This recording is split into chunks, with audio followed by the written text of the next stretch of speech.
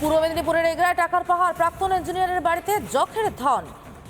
উদ্ধার হলো প্রায় 7 কোটি টাকা। উদ্ধার কয়েক ভরি সোনার গয়না। পুরসভার প্রাক্তন ইঞ্জিনিয়ারের বাড়িতে তল্লাশি চালায় দুর্নীতি দমন শাখা। তল্লাশিতে কোটি কোটি টাকা উদ্ধার। চন্দন দাসের কলকাতার ফ্ল্যাটেও তল্লাশি। পূর্ব মেদিনীপুরের এগরায় টাকার পাহাড়, প্রাক্তন ইঞ্জিনিয়ারের বাড়িতে উদ্ধার হলো প্রায় 7 কোটি টাকা। কয়েক ভরি সোনার গয়নাও উদ্ধার করা হয়েছে। পুরসভার প্রাক্তন ইঞ্জিনিয়ারের বাড়িতে তল্লাশি চালানো হয়। দুর্নীতি দমন শাখার তল্লাশিতে কোটি কোটি টাকা উদ্ধার হয়। চন্দন দাসের কলকাতা ফ্ল্যাটে অভিযান।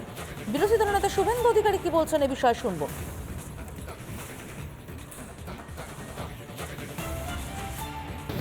একা খাই না, তৃণমূলকে খাইয়ে খেয়েছি, তৃণমূলকে খাইয়ে খেয়েছি। স্বপর্ণা একটা তুলুক, ওকে ধরে গিয়ে ও তো 20 ভাগ নিয়েছে, 80 ভাগ তো তৃণমূলকে।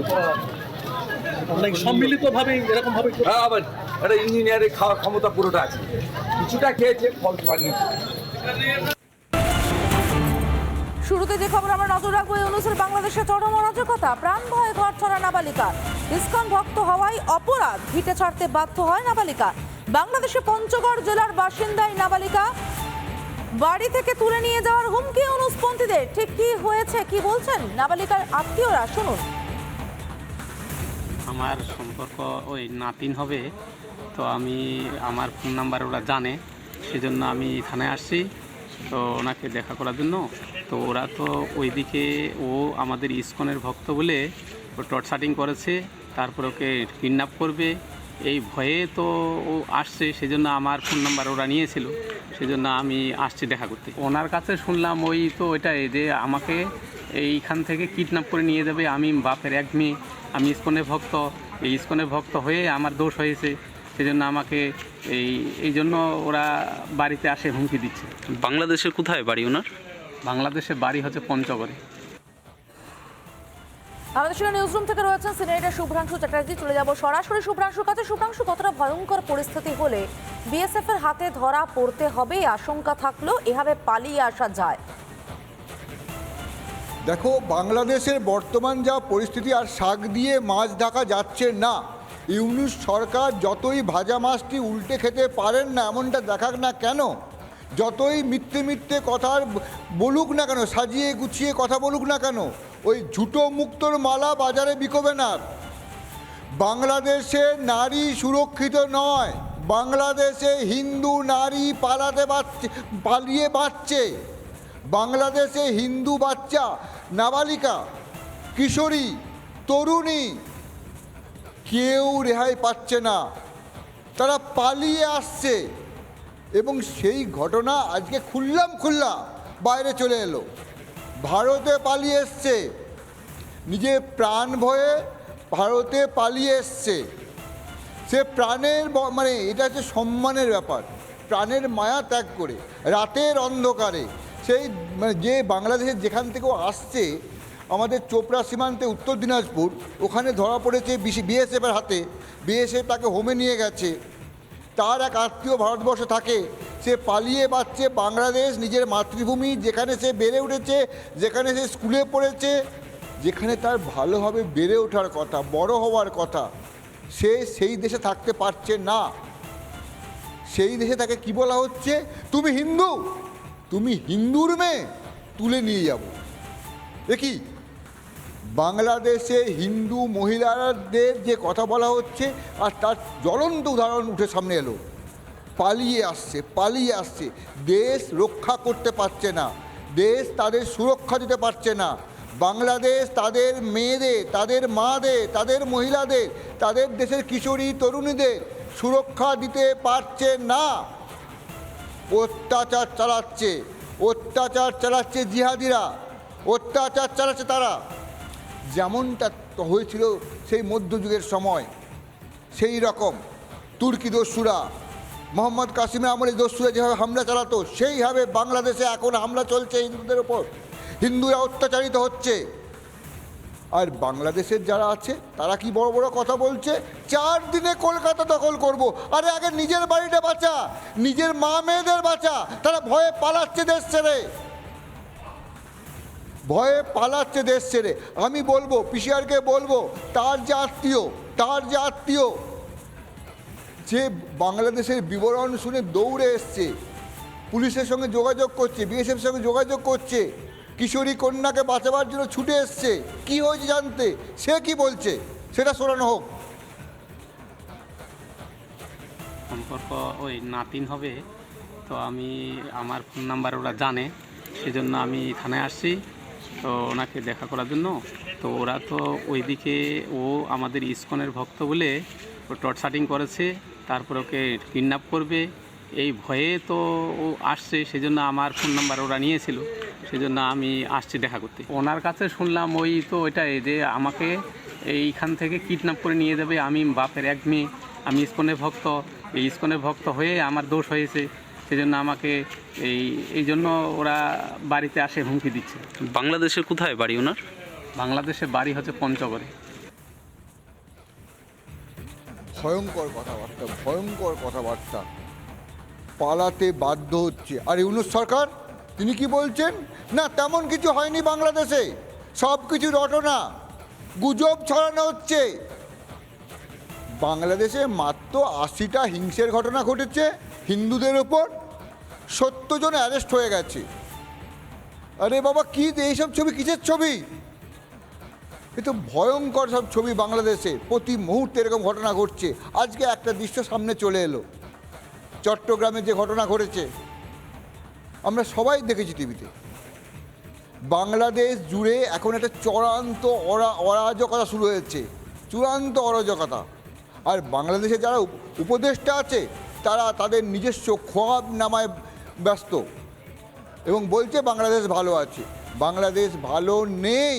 যে দেশের মেয়েরা সুরক্ষিত নয় সে দেশ ভালো থাকতে পারে না। যে দেশ নিজেদের মেয়েদের মাদের রক্ষা করতে পারে না, যে দেশের জঙ্গিরা ঘুরে বেড়ায়, যে দেশের মেয়েরা পালিয়ে বাঁচে, সে দেশ সুরক্ষিত নয়। আমরা কথা বলবো, আপনি শুনেছেন নিশ্চয়ই, আপনি নিশ্চয়ই শুনেছেন বাংলাদেশে কিশোরী কন্যা পালিয়ে বাঁচছে, বাংলাদেশে থাকতে পারছে না, তুলে নিয়ে যাওয়ার হুমকি দিচ্ছে। আপনি বলুন সমীবাবু, কি অবস্থা বাংলাদেশে? এটা কেন হবে? হিন্দুদের উপর এরকম অত্যাচার কেন হবে? এটা হওয়াটাই স্বাভাবিক ছিল, কারণ যে মৌলবাদীদের শিক্ষা দেওয়া হয় শিশুকাল থেকে যে কাফেরদের বাড়ির মেয়ে তুলে আনলে হ্যাঁ তারা বেহেশতে জায়গা পেয়ে যাবে, এরকম যদি কিছু মৌলবাদী শিক্ষা দেয় শিশুকাল থেকে, তাহলে তার পরিণতি এটাই হবে। আর ভারত বিদ্বেষ ওদের মধ্যে দীর্ঘদিন ধরে রয়েছে। লড়াই ছিল বিএনপির হাসিনার বিরুদ্ধে, লড়াই ছিল মৌলবাদীদের হাসিনার বিরুদ্ধে। তো হাসিনার সঙ্গে সেখানকার সংখ্যালঘু হিন্দুদের কি সম্পর্ক? হিন্দুরা রাজনীতিগতভাবে যদি কাউকে সমর্থন করে থাকেন, কারণ ভোটার হয়ে থাকেন, তো তাদের খুন করা, তাদের বাড়ির মেয়েদের অপহরণ করা, এইটা কি কোনো রাষ্ট্রের কাজ হতে পারে? একটা সরকারি নামে একজন চিটফান্ডের মালিককে ওখানে বসানো হয়েছে, একটা পুতুল রাষ্ট্রপ্রধান, পুরোপুরি নিয়ন্ত্রণে চলে গেছে সমস্ত মৌলবাদীদের। এরা তালিবানিদেরও ছাপিয়ে যাচ্ছে। আজকে বামি হয়ে বুদ্ধ মূর্তি ভেঙে দেওয়া হয়েছিল, এখানেও আমাদের মঠ মন্দির সমস্ত ভেঙে দেওয়া হয়েছে। আসলে আমরা ভুলটা করেছি অনেক আগে। আমরা ব্রিটিশের প্রস্তাবকে মেনে নিয়ে সেদিন রাষ্ট্রনায়করা আত্মসমর্পণ করে গিয়েছিল সেই চাপের কাছে, যে পাকিস্তান নামে কোনোদিন কোনো দেশ ছিল না, যে পাকিস্তান নামে কোনোদিন কোনো জাতি ছিল না, হঠাৎ একটা দেশ তৈরি হয়ে গিয়েছিল। সেদিন যদি আমরা সত্যিকারেরই ডাইরেক্ট অ্যাকশনে চলে যেতাম, সেদিন যদি সরাসরি গৃহযুদ্ধের মধ্যে দিয়ে নিয়ন্ত্রণ করা হতো, তাহলে আজকে এই পরিস্থিতি তৈরি হতো না। এমনকি সর্দার বল্লভভাই প্যাটেলের সামনে হয়তো তিনি সমর্থন করেননি, দুজন উদ্গাতা ছিলেন এই তত্ত্বের, যে এক্সচেঞ্জ অফ পপুলেশনের, একজন ছিলেন মোহাম্মদ আলী জিন্না, অন্যজন ছিলেন বি.আর. আম্বেদকর। যদি সেটাও হতো তাহলে এই নিরপরাধ প্রান্তিক মানুষগুলোকে এই অনিশ্চয়তার মধ্যে, এই অত্যাচারে এখনো তো যে বাংলাদেশ 1971 সালে মুক্তিযুদ্ধের পর ফিরে এলো, সেটা তো এখন নিজেদের পূর্ব পাকিস্তান বলে ভাবছে। আবার যারা নিজেদের মা মেয়েকে রক্ষা করতে পারছে না, তারা বলছে কলকাতা আক্রমণ করবো। এখন তো যারা ওখানে আন্দোলনটা চালাচ্ছে তারা তো পাকিস্তানি হতে চাইছে, তারা বাংলাদেশ নামটা মুছে দিয়ে পূর্ব পাকিস্তান বানাতে চাইছে বা গোটাটা পাকিস্তান বানিয়ে ফেলতে চাইছে। এই পরিণতি তো হবারই ছিল, কারণ ধীরশ্রী চৌধুরী অনেকদিন আগেই বলে গিয়েছিলেন যে পরিস্থিতিটা কোন দিকে যাচ্ছে এবং কি হতে পারে। ধীরশ্রী চৌধুরী বলেছিলেন বাংলা ভাষা নিয়ে কোনো লড়াই নয়, লড়াই হচ্ছে দুই মোল্লাতন্ত্রের লড়াই, কি ক্ষমতা দখল করবে, তার জন্য ওই দেশটা টুকরো হয়ে গেছে। পাকিস্তানে এই মুহূর্তে মূল্যবৃদ্ধির চরমে। পাকিস্তান নিজের দেশের আভ্যন্তরীণ সমস্যার সমাধান করতে পারছে না। ধর্মীয় উন্মাদনের জিগির তুলে ভারত বিদ্বেষ ছড়িয়ে তারা মানুষের দৃষ্টিকে দূরে সরিয়ে রাখতে চাইছে। একই অবস্থা বাংলাদেশের। আজকে যদি পেট্রাপোল সীমান্ত বন্ধ হয়ে যায়, আজকে যদি গোজাডাঙ্গা সীমান্ত বন্ধ হয়ে যায়, বাংলাদেশ শুকিয়ে যাবে, জল আটকানোর কোনো প্রয়োজন হবে না। সুতরাং এই ধর্মান্ধ মৌলবাদীরা জানেই না কি করছে। ধন্যবাদ।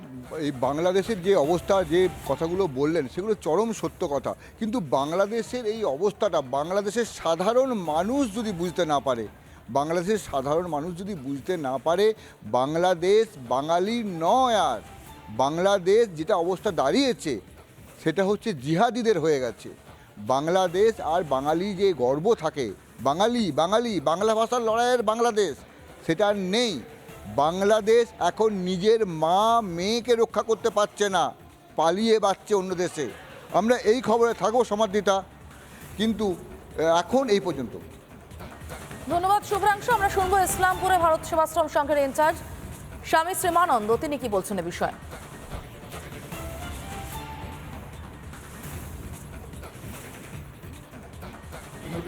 আমরা অনেক শুনতেছি যে বাংলাদেশের খুব অত্যাচার হিসাবে, নেতার অত্যাচার হিসাবেও বাংলাদেশ থেকে ভারতে এসেছেন। আসার পরে সবার থানার থেকে এখন কোর্টে আছে, যে আমরা সবার সমর্থন করব, যেহেতু তোমার এখানে খুবই উচ্ছৃঙ্খল অবস্থা চলতেছে, তাই আমরা সবাই এগিয়ে যাবো। পাশে দাঁড়াবেন মেয়েটার পাশে দাঁড়াবো। আমরা ওই দিক থেকে আসছি, আমরা পাশে সকলে দাঁড়াবো। নানা ধরনের কন্টেন্ট দেখার জন্য লাইক করুন, শেয়ার করুন আমাদের ফেসবুক পেজ, সাবস্ক্রাইব করুন আমাদের ইউটিউব চ্যানেল। পাশাপাশি অন্যান্য ব্রেকিং নিউজের জন্য অবশ্যই চোখ রাখুন রিপাবলিক বাংলায়।